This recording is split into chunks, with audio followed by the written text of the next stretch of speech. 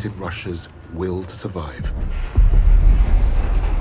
They underestimated the city and her defenders. The people looked to Polina as a symbol of hope, but she didn't want to be a hero.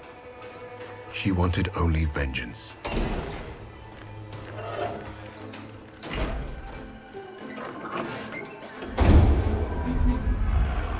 Yo, what's up guys, it's Gamerverse back again here to do another review for you guys today, man. Today we are reviewing Call of Duty Vanguard.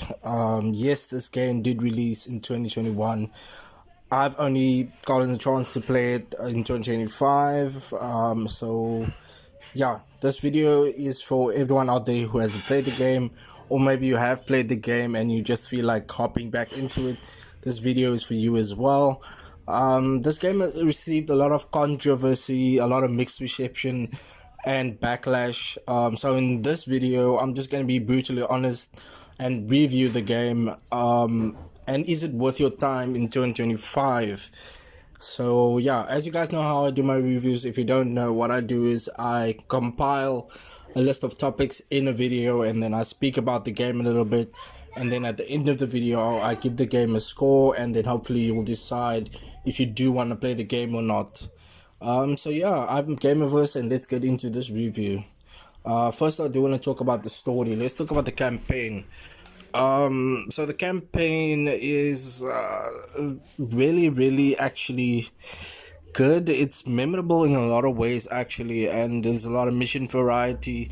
The voice acting, the cutscenes and everything is really well done, and the campaign doesn't feel outdated. It actually still feels very immersive in 2025. So the story of this game basically is you play with this fleet or this squad that is on a mission to take down one of this Nazi warlords, and throughout the story you actually get a side of each of these characters and you get to explore what they have been through to get to this point where they need to take down this Nazi warlord, right?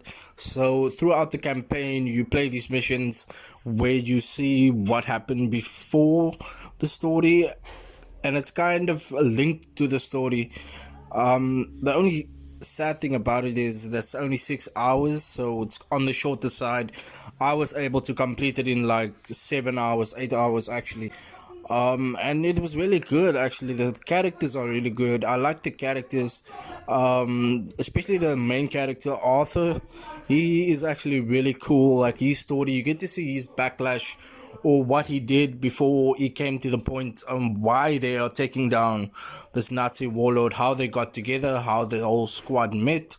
The story just takes you through the story, and of course at the end of the game you do need to take down the Nazi warlord.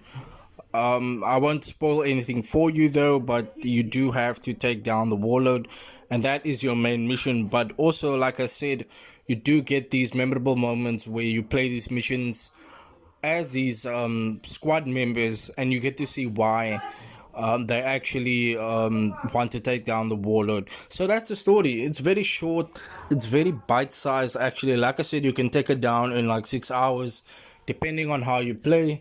You can take down the story very quick. It is on the shorter side, and for that I do need to give it a little bit of a low, give it a little bit less of a point. But like I said, it is bite-sized, so when you consider it in that way of like being a bite-sized story, it actually is good. And it's just something that you can jump into if you have extra free time and you feel like killing time. But you do get a really good story for that 6 hours that you play. You really do get a really cool story, and the campaign was really worth playing even in 2025. Like I said, the game came out in 2021, and the main headline for this video is it worth your time, and the story is definitely worth your time in 2025. That's all I'm gonna say for the story. Next, let's move on to the graphics. Let's talk about the graphics, how it looks, how it runs on modern PCs and consoles, comparison to recent Call of Duty titles and other shooters. Like the visual design Of course, it is set in like World War II setting, and it still impresses. Like visually, it looks really good. As you can see on screen, the game looks really cool, and I do want to cover the performance as well. It ran very well on my PC. I was able to play the game on high settings, and I still got like over 60 frames per second. I got like 65 frames per second while playing missions. Even with like parts in the game where the screen just had a lot of frames that it had to render, the game looks amazing and still runs really cool. So the performance is really good. I didn't experience any bugs.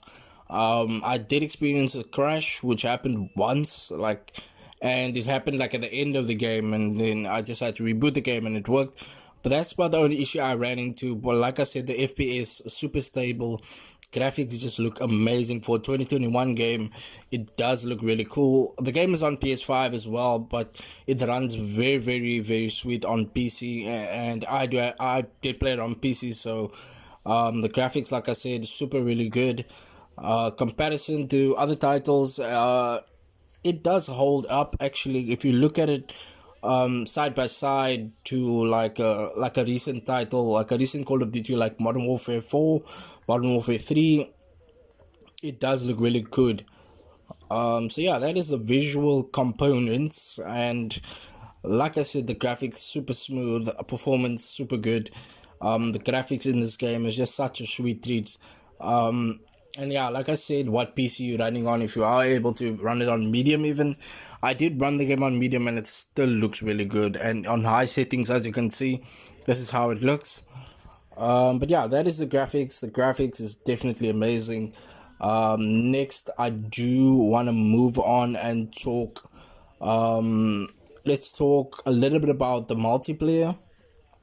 I think the servers are still active, like the matchmaking speed and the player base is still there. There's a lot of weapon balancing and there's a lot of gunplay in the current state of the game. The map design is really cool. There's recent updates to the game and it's super fun actually. A lot of patches that improved the multiplayer since launch, Vanguard's multiplayer. And I would say the multiplayer actually holds up really well in 2025. So yeah, that's it for multiplayer. Now let's talk verdict. So pros and cons, and is the game basically worth your time?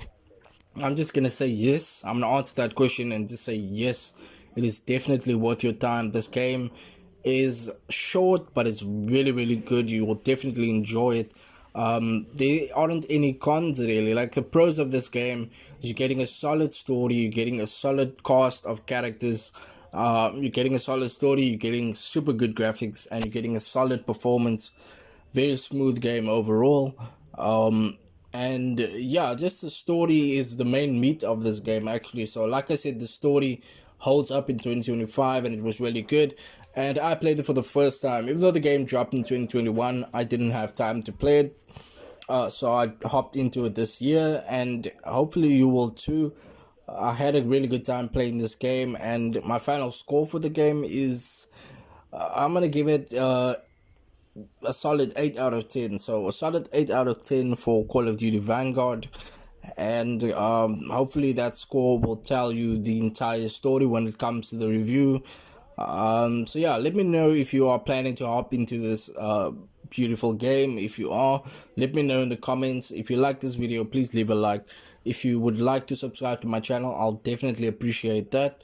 And yeah, I've been Gamerverse everybody, and thank you for watching this video, and of course I'll see you guys in another video.